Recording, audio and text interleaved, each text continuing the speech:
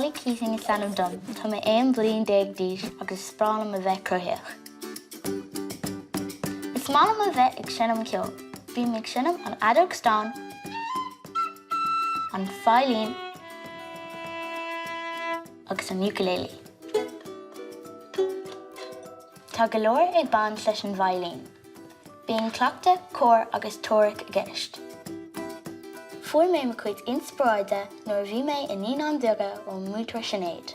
Bhíonn siad sinnam na fidla le cill fanóra céilí band. Thosa mise ag sinnam an violín an sin.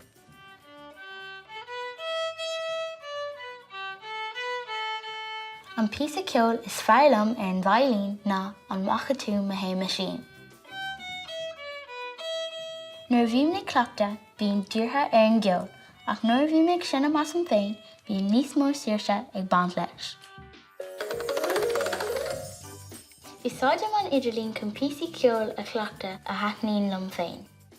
Bhí mé fearlam óra an pop ceol agus ceol clásicach.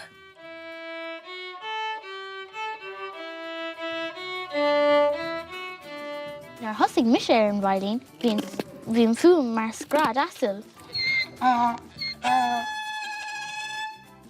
Dóla mé chunas an adóg stán a hennim agus mé ar scoil. Tá sé éasca go maith.